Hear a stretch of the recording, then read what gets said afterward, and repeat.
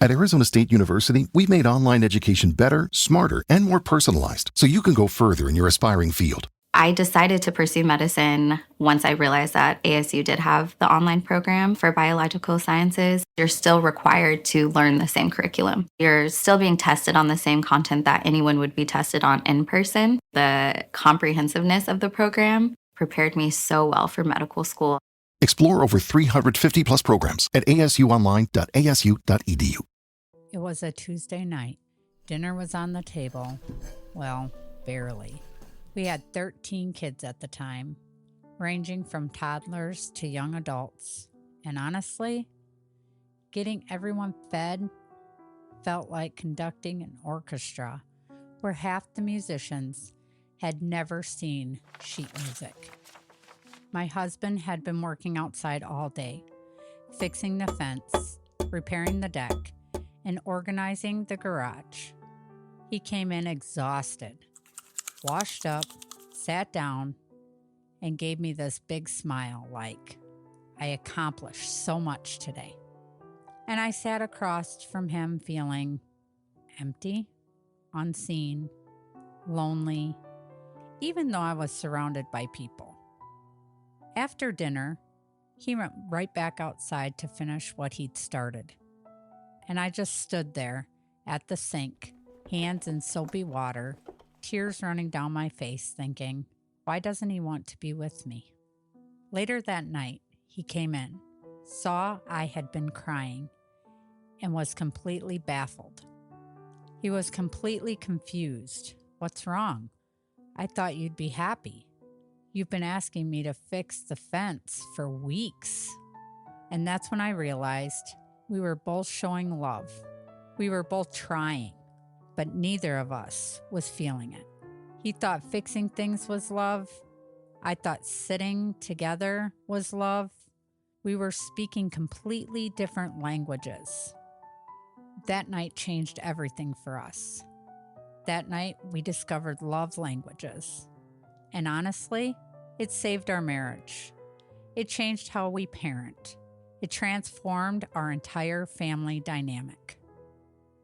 Imagine a home with laughter bouncing off the walls, little footsteps racing across the kitchen, teenage voices mixing with toddler giggles, and in the middle of all that chaos, a marriage that still needs attention.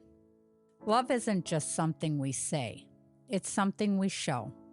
But how do you make sure love is heard when you've got 13 kids, grandbabies, and a husband who speaks an entirely different love language than you? Today on We Are the Hansons, we are diving deep into the 5 love languages and how they play out in a very big, very real family. From moments of frustration to moments of pure joy. From toddler meltdowns to young adult conversations. I'll share the real-life stories, the practical strategies, and the honest mistakes that show why understanding love languages might just be the secret to keeping your family together. So whether you have 1 kid or 10, whether you're newly married or celebrating your 15th year anniversary, this conversation is for you. Let's talk about love. Welcome back to We Are the Hansons. I'm your host, Maya Hanson, wife, mama to 13 incredible kids, grandmother to our precious grandbabies, and on a mission to help families love each other well in the middle of real, messy, beautiful life. If you're new here, welcome to the chaos. Every week on this podcast, we talk about marriage, parenting, faith, and all the things that come with doing family on purpose. We laugh, we cry, we get real about the hard stuff, and we celebrate the victories, big and small. And today's episode, oh friends, this is one I've been wanting to do for a while. We're talking about the 5 love languages: words of affirmation, acts of service, receiving gifts, quality time, and physical touch. But we're not just talking theory. We're getting practical. We're getting personal. We're talking about What happens when your husband's love language is different than yours? What happens when each of your kids, from your 21-year-old down to your toddlers, needs something different from you? How you navigate it when everyone's tank is empty and nobody has anything left to give. So grab your coffee, or if you're like me today, your second or third cup. If you're folding laundry, great. If you're driving carpool, perfect. If you're hiding in the bathroom for 5 minutes of peace, I see you, and I've been there. Let's jump in. Let's start at the beginning. If you've never heard of love languages, or if you heard them but never really dug into what they mean, let me break it down for you. Dr. Gary Chapman came up with the concept back in the 1990s when he was doing marriage counseling. He noticed that couples kept saying the same thing: I don't feel loved. But when he talked to their spouses, the spouse would be confused because we're showing love. They just weren't showing it in a way their partner could receive it. And that's when he identified 5 distinct love languages. 5 different ways people express and receive love. And here's the key. We all have a primary love language, and it's the way we most naturally give love and the way we most need to receive it. Now, before I walk through all 5, I want you to think about this. What makes you feel most loved? Is it when someone tells you they appreciate you? When they help you with something? When they give you a gift? When they spend uninterrupted time with you? Or when they hug you, hold your hand, show physical affection? Whatever just came to mind first, that's probably your primary love language. And I bet if you're married, your spouse's answer would be different from yours. And that's where it gets interesting. All right, let's go through them one by one. Number 1, words of affirmation. This is all about verbal encouragement, compliments, appreciation. I love you. I'm proud of you. You did a great job. Thank you for working so hard. For people with this love language, words have power. They remember what you say, both the good and the bad. They replay compliments in their mind, but they also replay criticism, insults, and harsh words. If this is your love language, you need to hear it. Thinking it isn't enough. Your spouse might think you're amazing, but if they never say it, your tank stays empty. And if someone speaks harshly to you, it cuts deep. Words wound you more than they would someone else.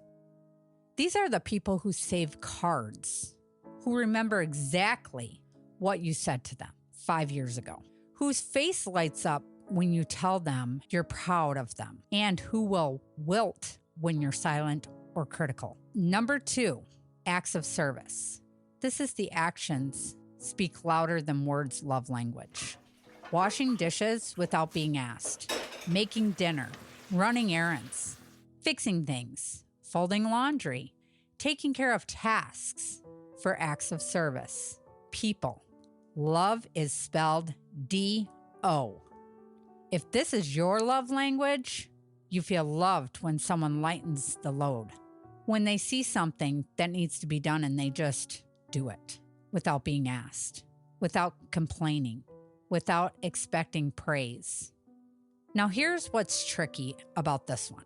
Acts of service people often burn out because you're constantly doing for everyone else, thinking that's how they're showing love. But they feel resentful when no one returns the favor.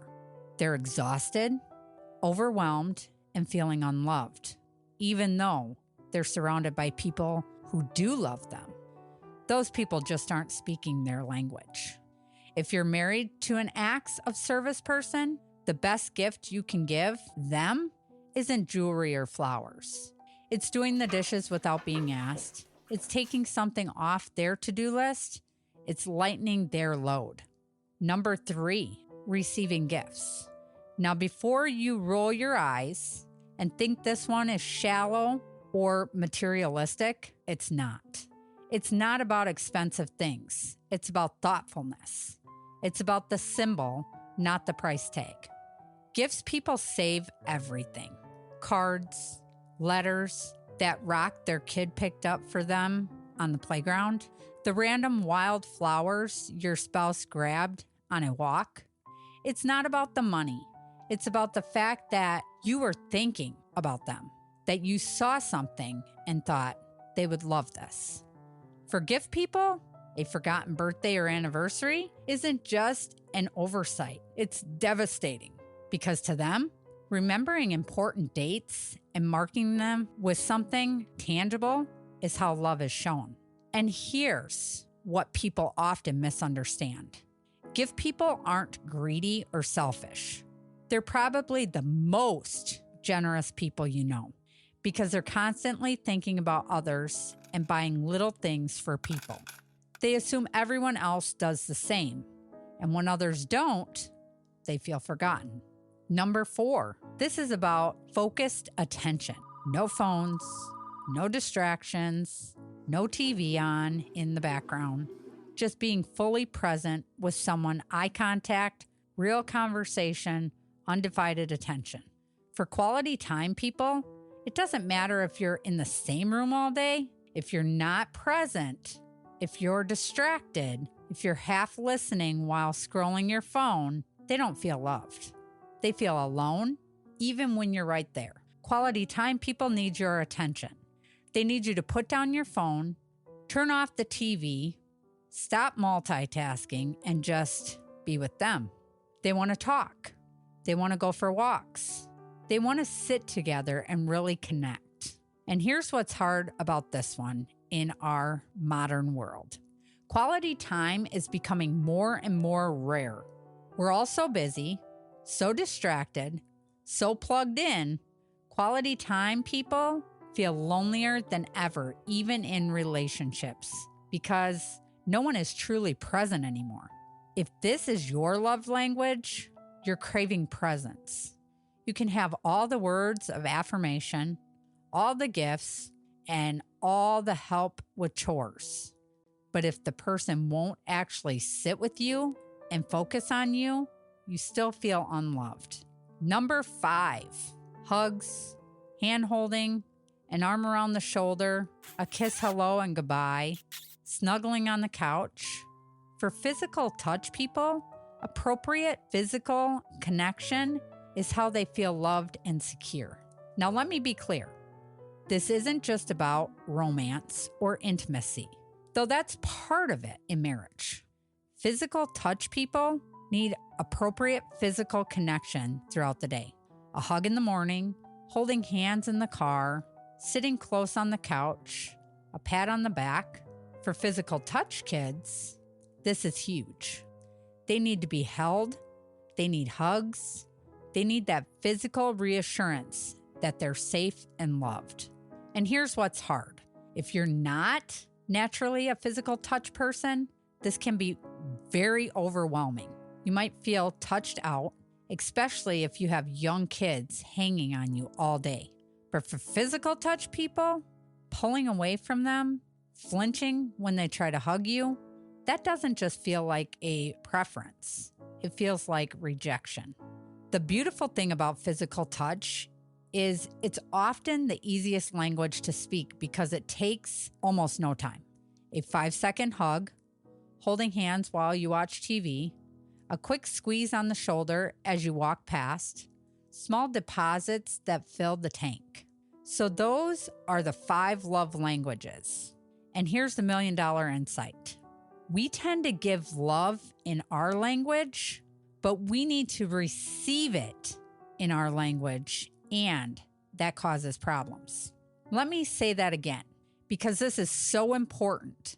In my love language, if my love language is quality time, I'm probably going to show love by spending time with people. I want to have long conversations. I want to do things together. But if your love language is acts of service, you might not even notice that I'm spending time with you. What you notice is whether or not I helped you with something, whether I lightened your load. So I'm over here trying to love you by giving you my time, and you're feeling unloved because I'm not doing anything for you. And you're over there trying to love me by doing tasks for me, and I'm feeling unloved because you won't just sit with me. We're both trying, we're both exhausted, we're both feeling unloved, and we're both confused about why our efforts aren't landing. And that is what was happening in my marriage for years, and it almost broke us. Let me tell you the full story of how this played out in my marriage, because I think when you hear it, you're going to recognize yourself or your spouse or both. My husband and I are complete opposites when it comes to love languages. Complete. And for the first probably 10 years of our marriage, we kept missing each other. We were like two people trying to have a conversation, but one of us is speaking English and the other is speaking Spanish. Lots of words, lots of effort, zero understanding. My primary love language is quality time. My secondary is words of affirmation. I feel most loved when someone sits with me, looks me in the eyes, has a real conversation with me, asks me questions, listens to my answers, is fully present. My husband, his primary love language is acts of service. His secondary is physical touch. He feels loved when I take care of things, when I handle logistics, when I solve problems, when I take things off his plate, and when I'm physically affectionate with him. So picture this. It's Saturday morning, the one day of the week we don't have a million things scheduled. I wake up thinking, oh good, we can sleep in a little, have coffee together on the porch, maybe take a walk, just be together. But he's already been up for an hour. I hear the lawnmower going. I go outside and he's mowing the lawn, trimming the bushes, fixing the gate that's been squeaky for weeks. In his mind, he's showing me love. He's taking care of our home. He's checking things off my honey-do list. He's being a good husband. Meanwhile, I'm standing there in my pajamas, coffee in hand, thinking, seriously? It's Saturday. The one day, and you're out here working again. The lawn can wait. The gate can wait. Can't we come first just this once? But I don't say that because I don't want to seem needy. I don't want to be the wife who complains when her husband is working hard.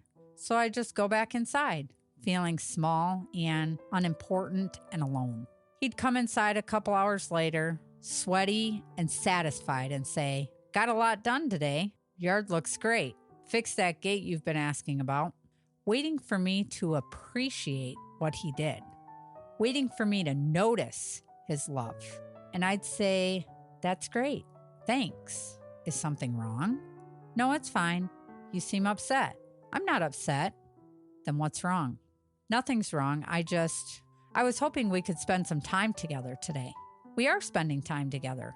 I've been here all morning. Yeah, but you've been outside working. I meant together. Together. He'd look at me like I was speaking foreign. I was doing stuff you asked me to do. For us. For our family. How is that not being together? Neither of us understanding why the other one wasn't getting it. Or flip it around. Let me tell you about the pot roast incident. I spent 6 hours making this elaborate dinner. It was his favorite meal, pot roast with all the fixings, homemade rolls from scratch, that dessert he loves that takes forever to make. I'm talking multiple dishes, multiple courses, and the whole works. In my mind, I'm thinking he's going to come home, see all this effort, and he's going to want to sit at that table and just linger. We'll talk, we'll connect, we'll have that beautiful evening together. He comes home, walks in, smells the food. Wow, this smells amazing. Sits down, eats, enjoys it. This is really great, babe. Thanks so much. Then he gets up, kisses me on the head and says, I'm going to go work on that project in the garage while I've still got some daylight. And he's gone. I'm standing there in the kitchen, surrounded by dishes, thinking, are you kidding me? I just spent 6 hours on this meal and you're going to eat it in 15 minutes and leave? But what I really wanted wasn't even about the food. I didn't need him to praise the pot roast for an hour. What I wanted was for him to sit with me afterward, to linger at the table, to talk about his day, ask about mine, to connect. The meal was my excuse. My hope was connection. And he had no idea. In his mind, he had appreciated the meal. He said thank you. He complimented it. What more did I want? But I didn't want words about the food. I wanted time. I wanted presence. I wanted him. We were both trying so hard. We were both exhausted. We were both feeling unloved. And we were both completely confused about why our efforts weren't landing. I'd think, I'm cooking his favorite meals. I'm keeping the house clean. I'm managing everything with the kids. Why doesn't he want to be with me? He'd think, I'm working constantly. I'm fixing things. I'm providing. I'm taking care of everything she asked me to do. Why is she always upset with me? The breakthrough came. And I'll never forget this moment as long as I live. We were driving home. It was about a 2-hour drive. The kids were with my parents for the weekend. We were about 30 minutes into the drive. He was driving. We both went quiet. And then we laughed. Not a funny laugh. One of those laughs that's actually almost crying because something just made so much sense that you can't believe you didn't see it before. So he said slowly, when I fix things around the house, when I work on projects, when I maintain everything, you don't feel loved. I shook my head. I appreciate it, I said carefully. I do. I'm grateful, but it doesn't fill my tank the way sitting and talking to me does. The way just being present with me does. He was quiet for a minute. And when you make these elaborate meals, when you do all the things for me, you're not doing it because acts of service is your love language. You're doing it hoping I'll sit with you afterward. Yes, I said exactly. The meal is just my way of trying to create space for us to connect. But then you eat and leave, and I feel used. Like you just wanted the food, not me. I had no idea, he said. I thought you loved cooking. I thought you were showing love by making my favorite foods. I was trying to show love by doing all the projects you mentioned needed to be done. And I thought you were avoiding me. I admitted. I thought you'd rather work than be with me. It was like someone turned on the lights in a room we'd been stumbling through in the dark for 10 years. We weren't bad at loving each other. We weren't failing. We were just speaking different languages. We were both fluent in our own language, but completely illiterate in the others. The next weeks and months, they were an experiment. We started trying to speak each other's love language, even when it didn't come naturally, even when it felt awkward or forced. I started noticing the things he did, really noticing, and I started thanking him specifically. Not just thanks, but, hey, I saw you fix the dryer this morning before you left for work. That was so thoughtful. Thank you for taking care of our family that way. It helps me so much. And I could see it land. I could see him stand taller, smile, feel seen, because I was finally speaking his language. And he started protecting time for us, even when he was exhausted. Even when there was 17 things on the to-do list. The long can wait, he'd say. Let's go for a walk.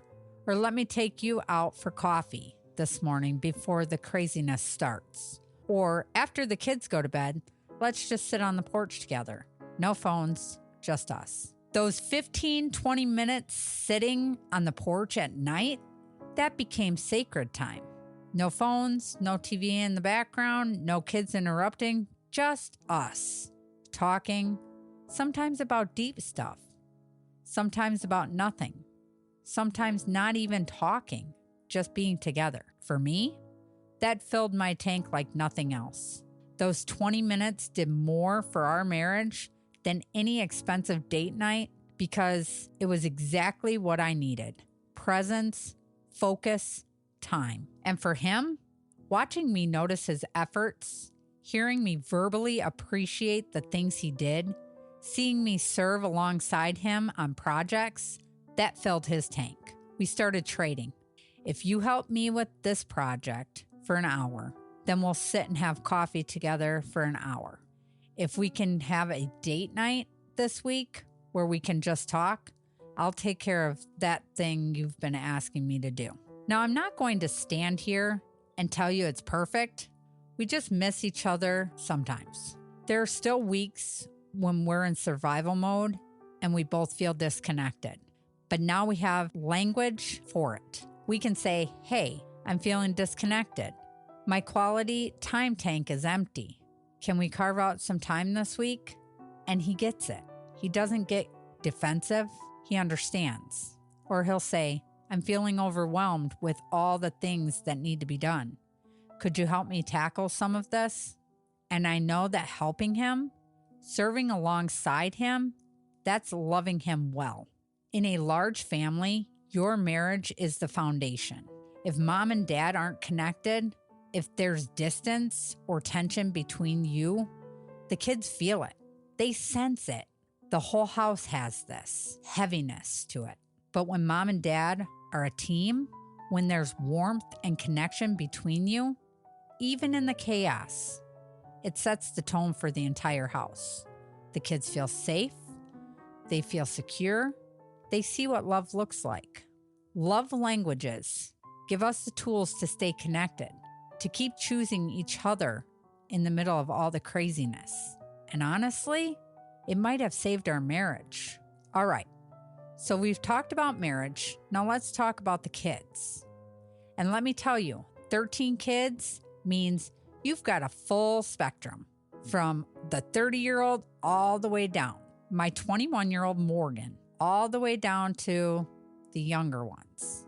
Each one. Different love languages, different needs, different ways of feeling loved. You cannot parent them all the same way and expect them all to feel loved. That's the biggest lesson I've learned, and honestly, it's the hardest one to implement because it would be so much easier if I could just love them all the same way. If I could just do one thing and have it land with everyone. But that's not reality. Let me walk you through some of the kids and how we discovered their love languages, because discovery is a process. You don't always know right away. Sometimes you have to watch, pay attention, notice patterns.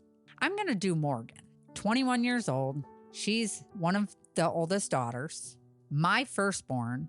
And as she's gotten older, as she's become an adult, I've realized her love language is quality time, because here's the thing. Quality time with the 21-year-old looks completely different than with an 8-year-old. She doesn't need me to read picture books to her or play pretend anymore. She needs me to sit with her over coffee or really talk, like about her dreams, her struggles, her relationships, her faith, her future, the deep stuff. And when life gets busy and I haven't had those deep conversations with her for a while, I can feel the distance growing. She pulls back, she gets quieter, becomes less available. Sometimes it's a phone call if she's away at school or work. Sometimes it's sitting on her bed late at night, just talking until midnight. Sometimes it's running errands together, just the two of us in the car, with music low and conversation flowing. But she needs that focused, undivided attention. That's when she feels seen. That's when she feels known. That's when she feels loved. And here's what I've learned. I have to protect that time with her, even when it's inconvenient, even when I'm tired, even when I have 12 other kids who need me. Because if I don't prioritize it, if I let it slide for weeks at a time, I lose her. Not permanently, but emotionally. The connection fades. But we have coffee dates. We have late night conversations. We protect that time together, and our relationship is stronger because of it. Now Tristan, he's completely different. My second oldest, and his love language is words of affirmation. And let me tell you, I didn't realize how much he needed this until he was already a teenager. I missed it for years. He's quieter than Morgan, more reserved, more internal, and I realized he was constantly looking for validation, constantly asking, did I do that right? Was that okay? Do you think I can do this? Is this good enough?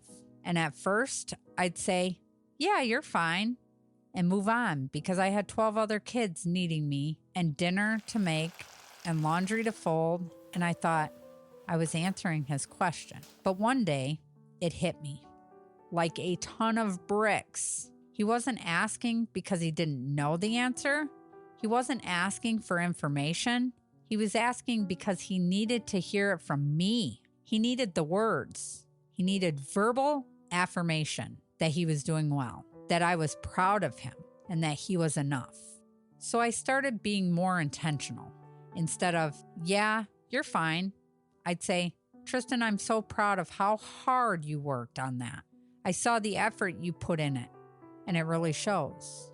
Or you have such a servant's heart. I watched you help your little sister today without being asked, and it made my heart so full. Or I see the man you're becoming, and I'm amazed by your character. And you know what I discovered? He saves things. Cards I've written him, notes I've left on his pillow, text messages I've sent when he's having a hard day. He screenshots them. He keeps them. He goes back and rereads them when he's struggling. Because for him, those words are tangible proof of love. That's evidence. That's something he can hold on to when doubt creeps in. Now, when I see him, when we talk, I make sure to speak life over him, to tell him specifically what I see in him. Not just, good job, but I see your kindness. I see your patience. I see your strength. I see you and I'm proud. And I can see it. The way he stands taller. The way his face lights up. The way his shoulders relax. Words fill his tank. And when his tank is full, he's confident, secure, and ready to take on the world. My 18-year-old Gavin is my physical touch kid. And honestly, the one that caught me off guard because I'm not naturally a super touchy person. I can go days without physical affection and be fine. But Gavin, he withers without it. Gavin needs hugs. He needs that fist bump or pat on the back. He needs a hand on his shoulder.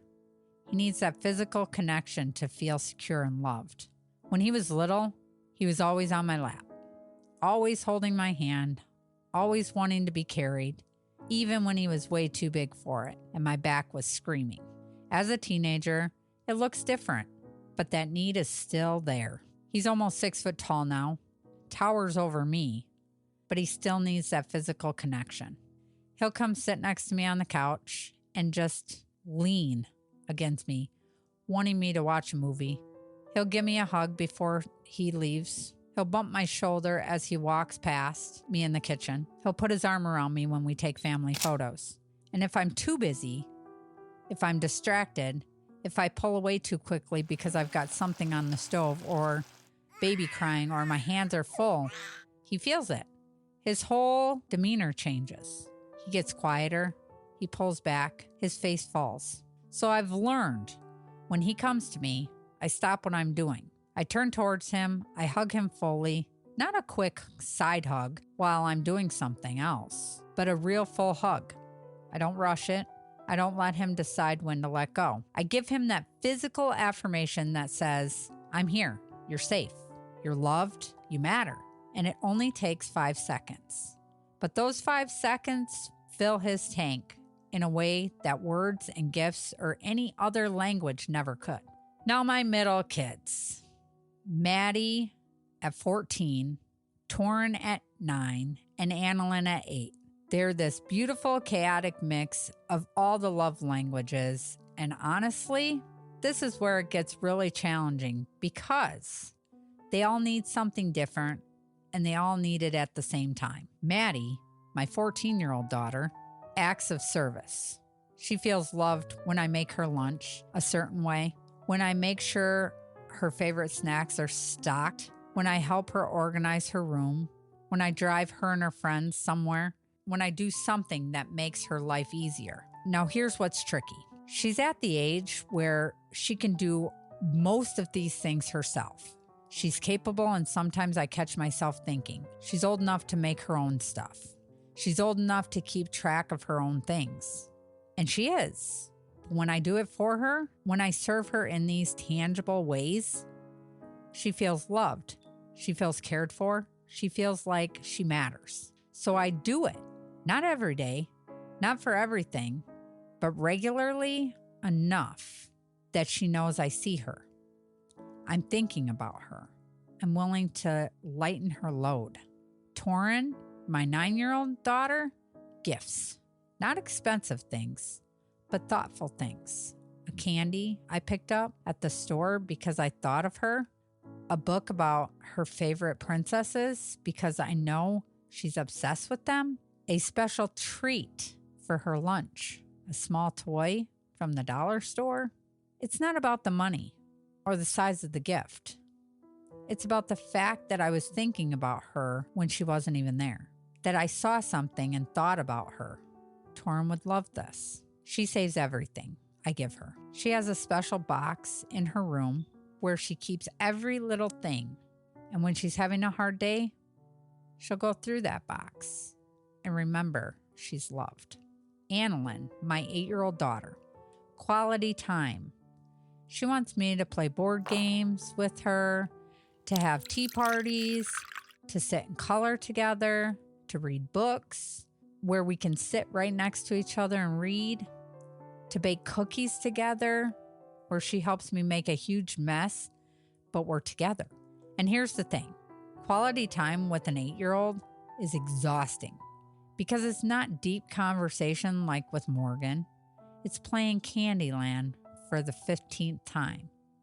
It's having a tea party with stuffed animals where I have to do all the voices. It's slower. It's repetitive.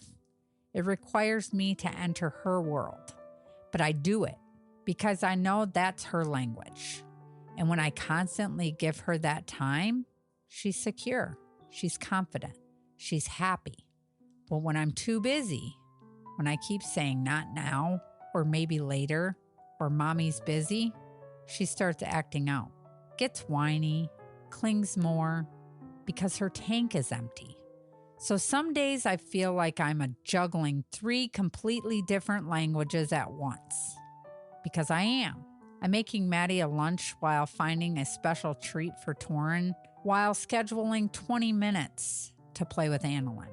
And I can't always get it right. Some days, somebody's tank is going to be emptier than the other. That's just reality. But here's what I've learned. It's not about perfection. It's about awareness. It's about trying. It's about paying attention to what makes each kid light up, what makes them feel seen. And when I speak their language, even imperfectly, even inconsistently, they know they're loved. And that's what matters. Now let's talk about the little ones. My youngest kids, you've got, but I'm watching for patterns. Paying attention to what fills them up most, what calms them down fastest when they're upset, what makes them light up brightest. And it's okay. And then there's the grandbabies. Being a grandmother has added a whole new dimension to understanding love languages. It's like coming full circle because I get to love on these babies, but I also get to watch my adult kids figure out their own children's love languages. I get to coach them through it. I get to share what I've learned. I get to watch them have their own breakthroughs. And watching them become a mother, watching her learn her child's language, it's like watching everything I taught her become life. My daughter Kenna and her little ones. She's discovering that her baby seems to calm most with physical touch and gentle words. She's learning to slow down, to rock her, to speak softly, to sing lullabies. And watching her become a mother, watching her learn her children's language, it's like watching everything I taught her come to life. All those years of learning her language. Now she's learning her baby's language. It's beautiful. It's redemptive. It's legacy. And I get to tell her things like, you're doing amazing. Trust your instinct. Pay attention to what calms her. Notice what makes her light up. You're learning her language, and you're doing it well, because that's what she needs to hear. Because her love language is quality time and words of affirmation. So even as I help her learn her kids' language, I'm speaking hers.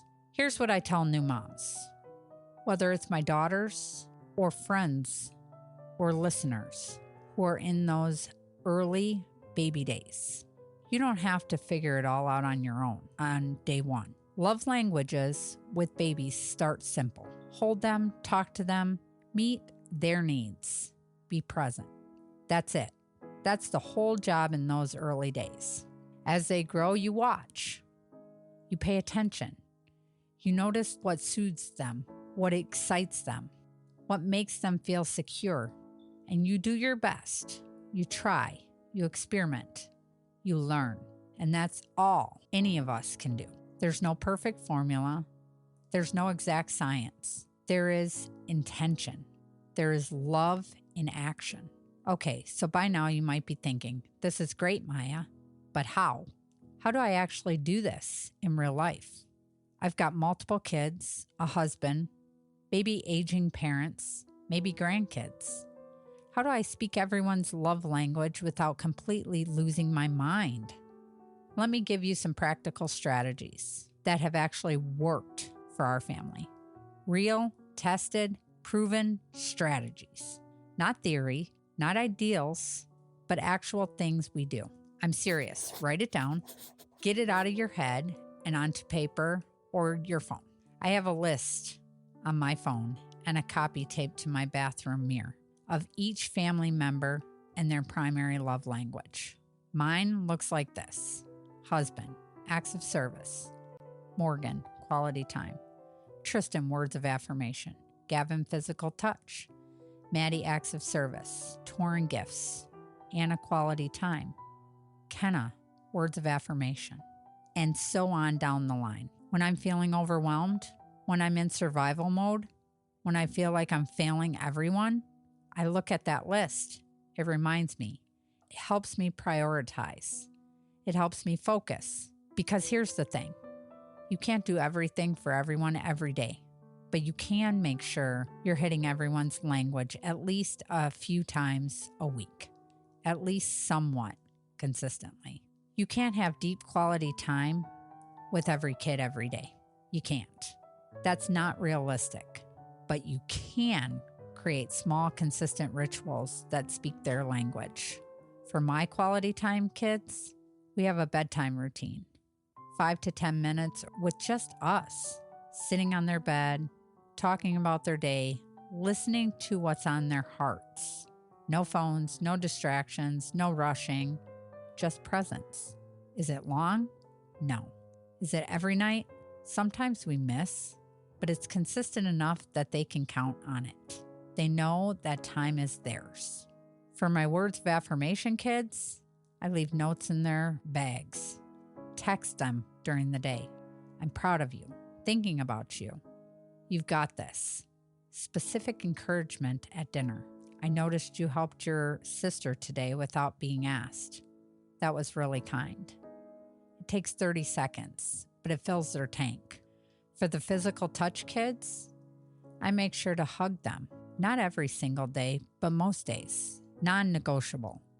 Even if we're running late. Even if they're being grumpy. 5-second hug in the morning. 5-second hug at night. That's 10 seconds a day. But it's for them. It's everything. For my acts of service kids, I do one specific thing for them each day. Make sure they get their favorite snack. Lay out their clothes so they don't have to think about it. Fix something that's broken. Help with a chore they're dreading. Again, small, consistent, intentional. For my gift kids, I keep a stash of small things in my closet. Dollar store treasures. Their favorite candy. Stickers, small toys, little surprises. Once a week or so, I'll slip something into their room or set it on their desk, a tiny gift that says, I was thinking about you. Small, consistent deposits in their love tank. That's the key. You're not trying to fill their tank completely every day. You're just making regular deposits so it doesn't run empty. Think of it like a bank account.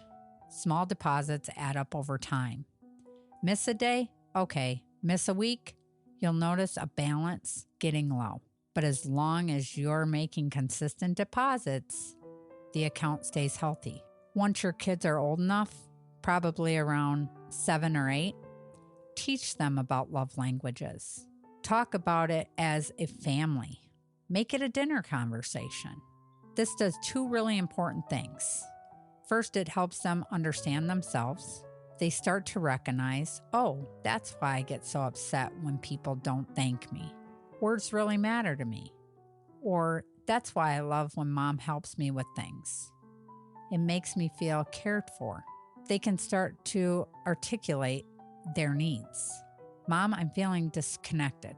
Can we have some quality time this weekend? Instead of just acting out, getting grumpy, they can use their words. And then the most beautiful thing happens. My kids now speak each other's love languages. My acts of service daughter will help my quality time daughter with her chores, and she has time to play. My words of affirmation son will leave encouraging notes for his siblings when they're having a hard day. My gifts kid will save treats for their other siblings and share it. It's beautiful when it clicks, when they're not just receiving love from me and my husband, but giving it to each other. When they're building each other up instead of tearing each other down. That's when you know it's working. That's when you know they're learning skills that will serve them for life. Here's the other hard truth. You will not always get it right. You won't. There will be days when everyone's tank is empty and you have nothing left to give. There will be seasons where you're just surviving. There will be weeks when you're in survival mode, when you're just keeping everyone alive and fed and clothed, and that's all you can manage, where love languages feel like one more thing on the impossible list. And that's okay, it really is. Love languages aren't about adding more pressure to your already full plate. They're not about perfection. They're not about doing everything right all the time. They're about working smarter, not harder.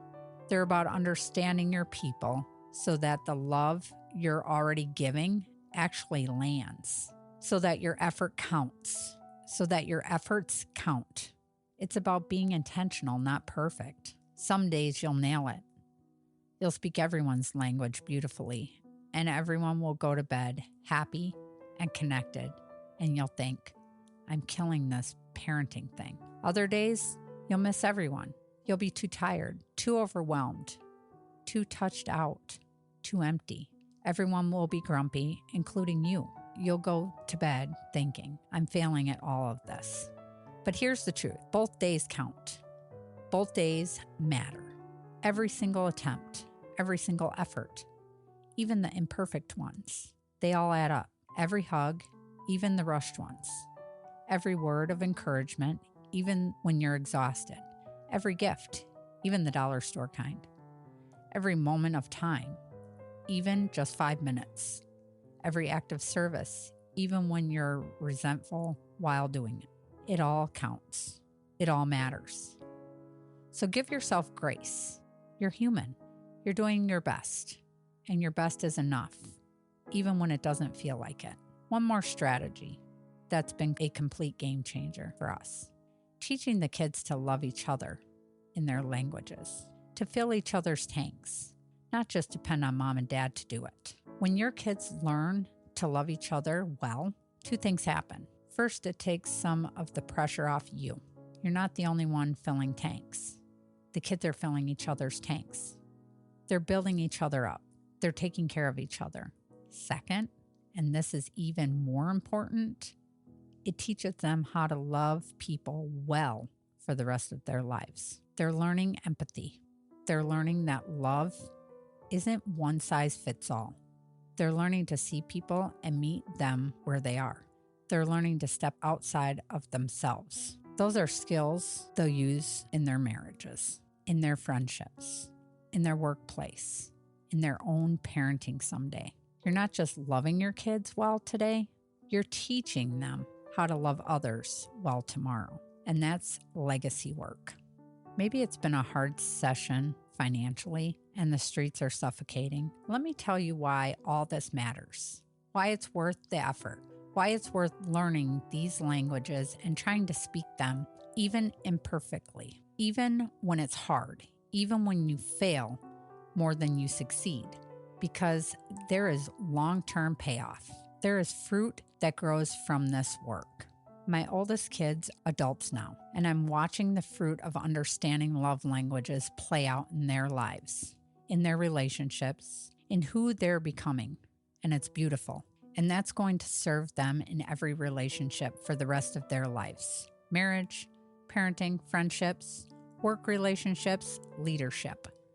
They're going to be better spouses because they understand love languages, better parents because they know what to watch for in their kids' languages, better friends because they know how to love people well, better leaders because they know how to see people and meet them where they are. Friends, we've covered so much today.